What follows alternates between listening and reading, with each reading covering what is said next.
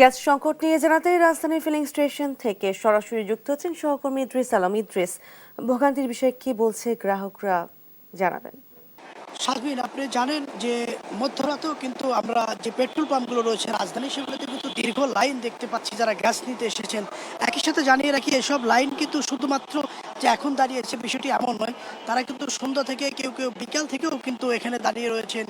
এই দীর্ঘ লাইন থেকে কিন্তু তারা গ্যাস নেওয়ার জন্য যে দীর্ঘ অপেক্ষা করছেন সেটি কিন্তু আমরা দেখতে পাচ্ছি।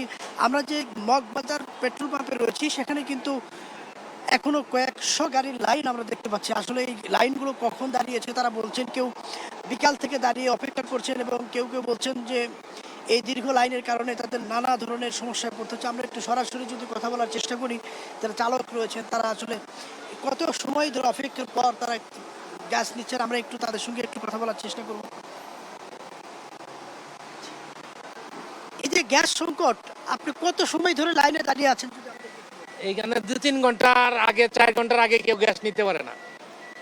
4 ঘন্টা, ওই 3-4 ঘন্টা হয়। আমরা তো অনেক প্রতিদিনই 4-5 ঘন্টা লাইন দিতে হয়। আপনি ঢাকা শহরে যে পাম্প পেয়ে যাবেন। আপনি যদি 4 ঘন্টা লাইন দেওয়া পুরা গ্যাস পাইতেন, তাহলে আপনার একটা যে আমি পুরা গ্যাস পাইছি, কিন্তু ওই যে 300 টাকার 400 টাকার গ্যাস ঢুকে, কোনো সময় 250 টাকার গ্যাস ঢুকে, চলা যায় না। তো ওই গ্যাস তো হাওয়া ঢুকে অর্ধেক। ওই গ্যাসটা আপনি মানে আপনি নিয়ে একদিন চালাইতে পারবেন না।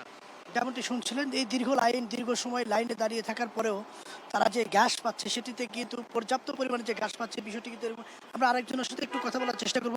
আপনি কত সময় ধরে লাইনে দাঁড়িয়ে আছেন, এবং এই দীর্ঘ সময় লাইনে দাঁড়িয়ে থাকার পর যে পরিমাণে গ্যাস পাচ্ছেন সেটা দিয়ে কি আমরা মনে করেন যে প্রত্যেক দিন 3 থেকে 4 ঘন্টা তারও অধিক সময় নিয়ে আমরা এখানে লাইনে সিরিয়াল দিই গ্যাসের জন্য।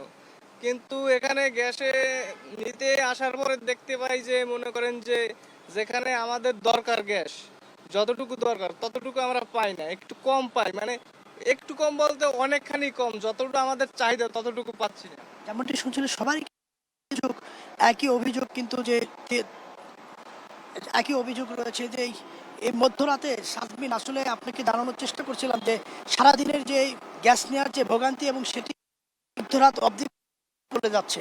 আমরা সেই চিত্রই দেখেছি যে দীর্ঘ লাইন কিন্তু মধ্যরাত পর্যন্ত রয়েছে শারমিন।